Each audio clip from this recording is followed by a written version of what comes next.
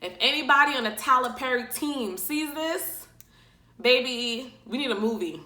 Okay? Hey y'all, welcome back to my channel. If you're new, my name is Ginger. Welcome to the book club series part of this channel where we read a book by a Black author every single month and we review it every single week. And while we approach the end of the month, we review the book in its entirety together. I know we're in August. I'm a little bit late, but what's new? I deeply apologize for that. So with that being said, we're gonna be wrapping up the book of July, which is The Secret Life of Strawberries by Nagi. And man, let's just get into it, okay? Let's not waste no time because this is a hefty one. I know we last left off of chapter 11 and I wrote a couple of notes, so if I'm looking down, it's because I don't wanna lose track and I wanna make sure I mention a couple things that happened in the story, what it meant to me. I want to hear your thoughts, and and that's about it. So with that being said, we already know what happened to Callie's mom. Liam was in jail. Liam had just got out of jail. Callie and Neil, which is Callie's little brother, they visit him often, yada yada yada. Now, as if things can't get worse, right? As if things can't get worse, baby. Ooh, Lord. Next chapter, we find out that Liam, which was his dad, gets shot. Neil calls Callie, letting her know that father just got shot. He witnessed the whole entire thing. And, during this time, we're wondering where the girlfriend is. The girlfriend's in the house. Everybody was scared. It just turned for the worse. Fast forwards to the funeral. So now the funeral of Liam is happening. My heart goes out to both of them because now you have both parents gone. And then poor Neil, he had to witness everything in detail here and witness your father getting shot. Is just very devastating. And a couple of things that pointed out to me in the funeral. So why a homegirl, and I mean homegirl by Liam's girlfriend, is in the back while the funeral was going on in the house, the reception, I'm assuming at this time. She's on the phone, whispers, talking about it wasn't supposed to go down like that. So that raised the eyebrow, and Callie and her little sister heard of this. We all know Liam was a street hustler. You know what I'm saying? You live by the streets, you kind of, you reap the repercussions of that. But, this was a little bit much deeper. This was definitely what was feeling like a setup, which is just, it's just crazy. As if there isn't enough trauma in the family already. So, boom. And then things took another turn. As if life couldn't get any worse. So one day, ring, ring, ring, Callie gets a call, bloop, pick up. Guess who calls? Somebody's like, hey girl, I'm your grandmother. And Callie probably looking at the phone like, who it is? I know my grandmothers. I know my family. I see them all the time, So come to find out that, girl, you're not ready for this news I'm about to tell you, okay? If you read the book, you already know what I'm about to say next. And if you didn't and you're just looking at this video for review, man, tell me why we find out. Mind you, before I expose the news, Callie's like, hold on, let me question, Miss Renee. Let me question my aunts. What's going on? Silence. Once we get to Polly's house, girl, everybody as a family broke it down to that girl and said, yes, Callie, that is your real grandmother. Your dad is still alive, not Liam. Life couldn't have any more twists or turns, especially from what Callie has been through. So I can imagine at this time when Callie's finding out, like, wow, I have a biological father that's still alive. Why wasn't he in my life? Like, and he has a whole nother family and he have kids, like, and not just one or two kids. There's a lot of them. There's a couple of sisters and I think 2 extra brothers. Girls, a lot. So with all of that being said, fast forward, I just want to take a second and acknowledge Callie's mind frame. And I could imagine that, like, trust will not exist in my world. Like, my trust issues will be through the roof. And as I read through the story to see how much Callie had faith through certain situations and how she was so trusting in situations, I commend her for her courage and how brave she is, because I know situations like that will have me shut the hell down, okay? With that being said, she goes to the house, she meets her dad, she meets his wife, she meets the family and everything. Backstory, I guess there was something between when the mom and the dad got pregnant. I guess the mom wasn't necessarily getting along with the dad, and then she had a boyfriend afterwards, Liam, that decided to step up to the plate, took care of everything. Commend him for that. Yeah. So she comes to find out she gets the mingling with the family. She realizes she feels like an outsider. I understand, but I would feel like an outsider too, because it's like, where have you been? You have a whole other family, nice house, neighborhood, everything. Like, I live in good and stuff. Couldn't reach out to me. I don't know. This is a lot. So it wasn't a huge kumbaya moment, as we know, as we read in the book. You know what I mean? She kept in contact with the family afterwards, and that's about it. But I like that even afterwards, Callie always acknowledged Liam as her dad, you know? So with that being said, ooh, child, this story just had me on edge, okay? So now Callie, she wants to become a nurse, which she does become, you know, and it seemed like college life was cool, right? You know, she's meeting the guys. Callie's always in a situation with a guy. She meets a guy in college. Very nice guy. Guess who she leaves this guy for? Jarrell. But before Jarrell, we had to not miss a very important part in Callie's life. She meets the father of her first son, King, okay? Shout out to King. Shout out to all the kids. King, Gigi, Indy, and I believe Chi-Chi. I think Chi-Chi was briefly mentioned, but yeah, King's father, her and Callie ended up having a kind of slightly toxic situation. He had a drinking problem. He was very immature. Things got weird. Fast forward, she sees her childhood crush, okay? Jarrell. But Jarrell was a street hustler, okay? He was no good. He was a street man, just like Liam. And he was also a womanizer as well, okay? That gets to, you know, cahooting, and he becomes a big part of her life. Now we get to the part of this book where Callie's and Jarrell's relationship is toxic. Every relationship is always honeymoon in the beginning, right? For the most part. Then it came to hooting, hollering, yelling, him not coming home, him talking to many girls, her pulling up at his spots and cursing him out in public, and them having bantering back and forth in public, and him at the trap house, and women coming in and out, women getting disrespectful. It's just a lot of craziness. And I'm just thinking to myself, Callie girl, just leave. But then another part of me realizes that, you know, from the situations that I witnessed, and probably one situation I've been in, you know, love will make you do some crazy things. You can know better, but baby, you ain't gonna do better, okay? You know, when it's time to leave, you will leave. There's no amount of convincing from friends, family, counselors, none of that, okay? When you are truly sick and tired of a situation that you're in, you'll get out, okay? Can I get an amen? Amen. So fast forward, okay, toxic relationship. Another sad moment in the story, she gets a miscarriage from Jarrell. Jarrell doesn't handle it well. He's just an asshole. He's very dismissive. Callie feels very alone. What's going through my mind as reading this is just, you know, just my heart aching out for her. You know what I mean? Wishing she had a little bit more support. It seemed like it was just a very lonely road. You know, some people may be harsh and be like, well, she chose this and that's what she wants and that's the consequence. And it's like, yeah, but at the same time, you know, no matter what decisions we all make in life, we're all not perfect. You need some sort of support system. Support is everything. You know what I mean? So, and you got a son, girl. You got a son. Like, okay, so fast forward.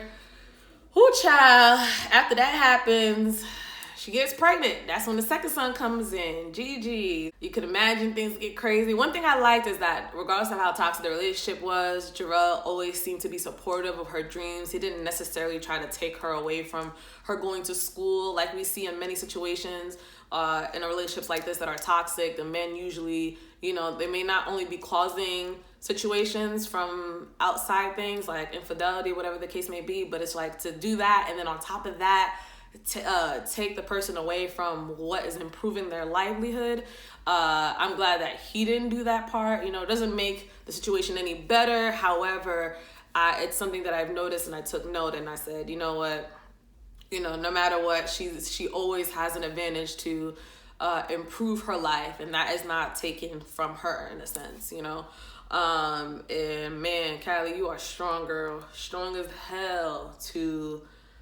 And I say Callie because I know that's the name of the character in the book, but that is the author of this book. Keep in mind, guys, this is a real story, okay? This is real life. Real life. Okay, so after that, she has her second beautiful son. So now she has 2 kids at this point. And, you know, things are just not getting better. You know, Jarrell's disappearing more. She's struggling a little bit more. She's almost done with, I think she had became LVN at this point, and now she's studying to become an RN, okay? And shout out to all the RNs out there, okay? I come from 2 parents. My mom's an RN and my dad's a nurse practitioner. And I come from a family that's in the whole entire medical field, and that was in the medical field in a different position, okay?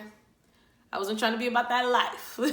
But anyways, let's get back to the story. With that being said, during this time of Jarrell's absences, as usual, same behavior that she's been tolerating for a while, she decides to go out and do her thing, you know what I mean? So you can mess around, I can mess around too, so I'm gonna stay, you know what I mean? Like, yeah, I ain't gonna be the only one in pain, so I understand that. So with that being said, girl, she done got one of her homegirls that was a friend of a homeboy's, okay? And that homegirl hooked Callie up with a guy from a not so nice neighborhood, probably one of the most dangerous neighborhoods you could ever think of, okay? So you know, Callie went through with it. Her friend was trying to convince her that, you know, he's about to hit a lick, meaning he's about to come across a big lump sum of cash. Callie obviously has shown in this story that, you know, she was with a guy for more reasons other than just cash. That has not ever really been her style, but she said, you know what? Why not? You know what I mean? If I'm going to be going through these things, why not hit a bag, okay?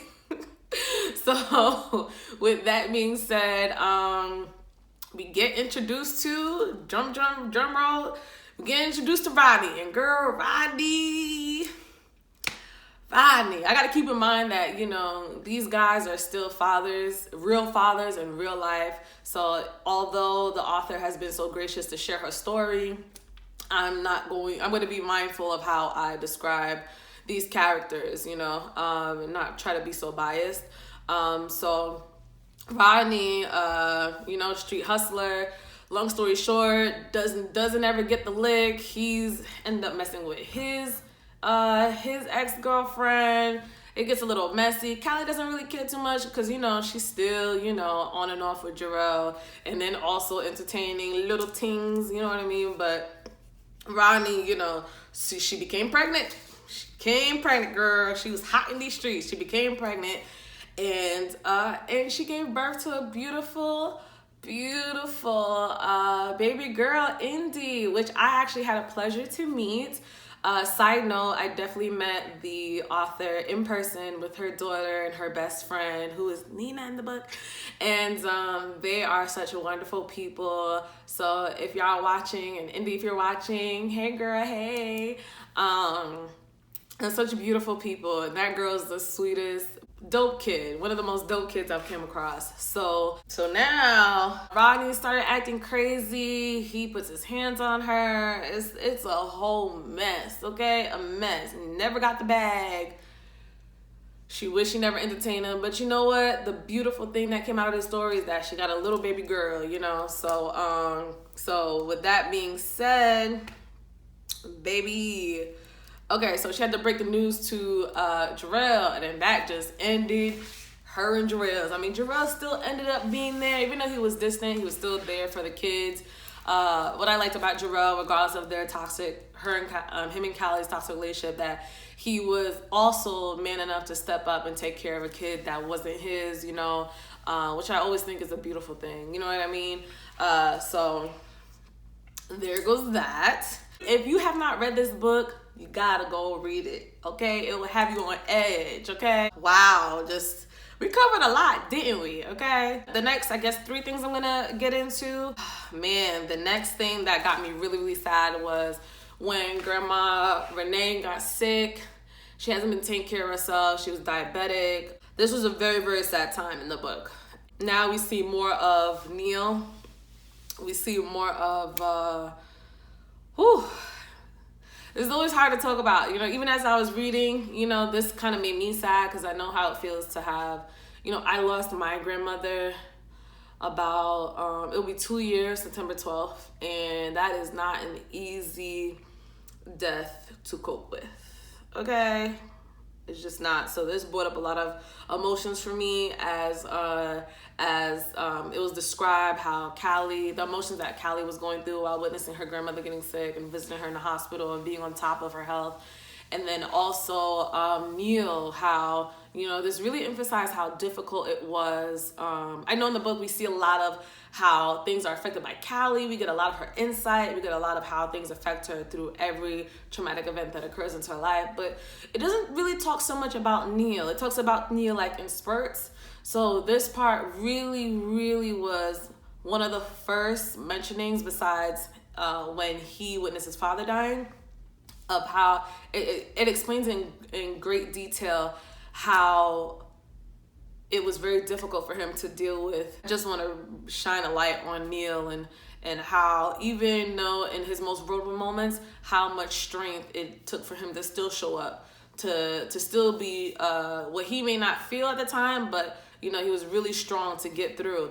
So fast forward, we know how this story ends. You know, she's progressively getting worse.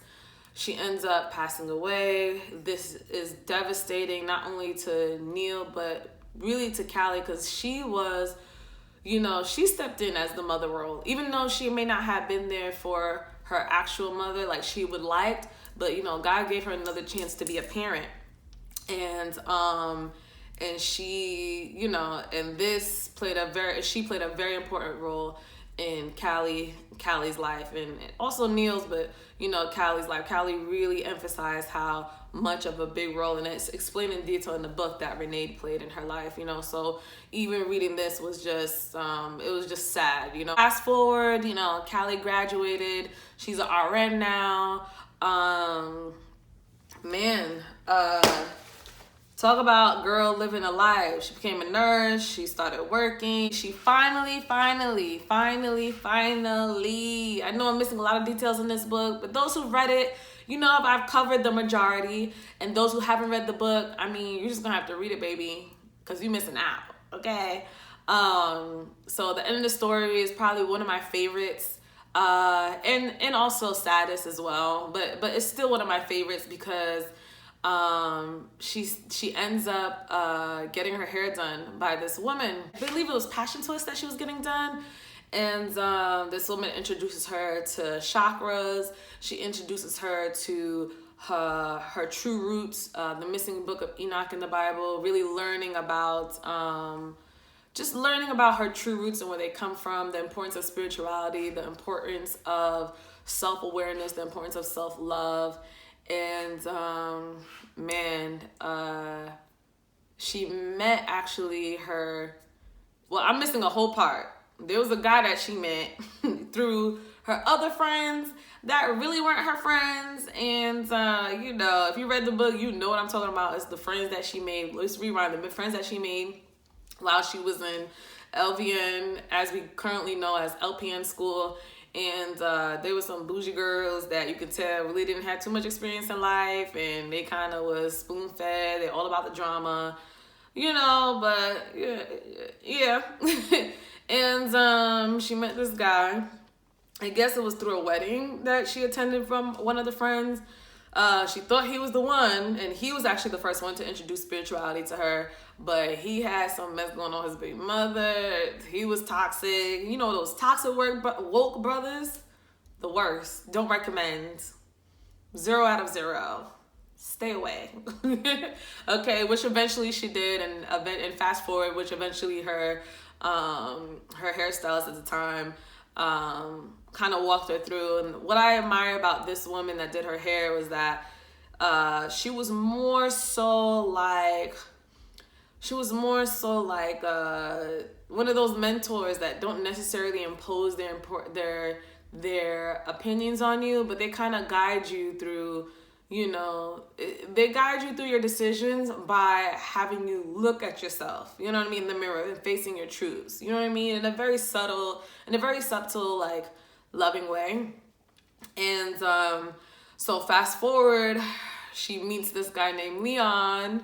So I like Leon. I actually heard about Leon when I met Callie before I finished the book, but they didn't want to spoil it for me. So and by they I mean Callie and her best friend that I met. They didn't want to spoil it for me, so I'm like, let me finish the book first, girl. Let me finish the book, you know. And I'm glad I was able to read this book because this really restored my faith in love. You know, as a reader, you're going to see how you can relate to the story that you're reading, especially if it's based on a true story. And this part of the story, when she meets Leon, he's a spiritual guy. He's very like, it just shows you what a real man is and what a real man that's interested in you looks like. A real stable man, a man who's done the work on his life, who is also a great father, responsible, drama-free, very straightforward, very honest, very transparent. And which brought the best out of Callie, and which developed a beautiful relationship between him and the kids. And him and the kids got along. They had a beautiful relationship. They ended up moving from Texas to Jacksonville, Florida. And while all of this is going on, it also shows how the beautiful evolution of the relationship between her and Jarrell. So even though her and Jarrell were toxic, you know, it grew from toxic to them being able to co-parent in a very good way. And then also them becoming almost like best friends. You know what I mean? Them respecting each other's relationships, because Jarrell ended up having a long-term girlfriend. And even throughout Callie's decisions and things that happened with her, it showed how he was always supportive. He wasn't, even though they were toxic when they were together, but when they were apart, he always showed a level of respect for her, which is beautiful because it shows really the true meaning of family, not the meaning of family in which we were conditioned to believe in through movies and whatnot, but a perfect example of family through when you go against the grain, when you don't do things the traditional way that we are taught, but and what many people may predict, a situation that just end disastrous, ended up being very beautiful. You know, just reading the dialogue between Callie and Jarrell, him always being supportive, them both being supportive and respectful of each other's relationships was just like it was just a beautiful thing to read, because a lot of times, especially what we see on TV, reality TV, they try to portray this image that, you know, even though we do end up in situations where we do have baby mothers and baby fathers, that you know, that blended families can't necessarily get along. There always has to be drama, where in this case it wasn't. Even though they had a toxic relationship, it didn't end that way, you know, which I thought was very, very beautiful and also healthy for the kids to see. With that being said, fast forward, what I thought was going to be the end of the book, which still to this day is a beautiful ending. You know, how she found love even after all the toxic relationships and all the situations that she went through. And, you know, people would usually lose hope, and she didn't allow her insecurities or what society may condemn us for if you do have child out of wedlock, and not only just that, but have multiple, you know, children out of wedlock by different people. She still had the courage to show up and love, you know what I mean, and which is beautiful. Some people may say like, oh, she's not thinking, she's dumb, whatever the case may be. It's like, no, she still had the courage to put herself out there, you know. I know a lot of people, I know me, I was shut down. You know what I'm saying? Like, you know what I mean? But to still have the courage to love again and to, you know, just try love one more time. Like Maya Angelou said, you know, just when you want to give up, you know, just give love another chance. Just try it one more time. And Callie's life is a perfect example of that. She's extremely resilient. Her and Neil come to find out, of course, there had to be a little bit of a sad ending. We found out later on that Jarrell was killed, which is, you know, Gigi's father. So rest in peace to him. Very sad. This book covered a lot of topics. It covered what forgiveness looked like, grief, self-love, also friendship. I know I didn't talk too much about friendship, but, you know, real friendship. It talked about finding love again, spirituality. It just covered all of these topics from just somebody sharing their truths. This book was a roller coaster of emotions, okay? But it was an amazing read. And what made this book even more amazing was, again, meeting Callie in real life, her best friend, Nina, and her beautiful daughter, Indy. It was just an amazing experience. It was, when we met, it was as if like everything kind of flowed, you know? And for her to DM me and for me to respond and to put my full trust and take a chance in supporting her and reading this book, this will forever be one of my favorites. Not because I met your girl, but because, like, you know, I was really in this book. Like, damn girl, I took a lot from this book, and it's very inspirational. And I know anybody who comes across this video and has a chance to read this book or just kind of get to know this book through the couple of videos that I did reviewing this book, it is worth the read. Again, if anybody on the Tyler Perry team sees this, baby, we need a movie. Okay? I don't care what character I have to play, she has to play, anybody has to play. I am with it. All right? I ain't even gotta be involved. I need to be at the premiere. All right? Because this book deserves to be seen, read. I know a lot of people out there go through a lot. Again, as I mentioned in a previous video, I was a mental health associate at a hospital where I have done group counseling. I have witnessed a lot of situations. I've dealt with patients who went through a lot, similar stories, some just as tragic, some more tragic, you know. So I know a book like this will help many people out there, you know, and to make them feel like they're not alone, and to also to see an example of somebody that went through similar things to you and see how lives still turn out beautiful for them is very inspiring. It could really, I truly believe, can save a life or many lives, you know. So with all that being said, the book for the month of August will be next week. Thank you for being patient with me. Again, I apologize for the delay. Don't forget to rate, comment, and subscribe. And I'll see y'all next time, okay? Peace.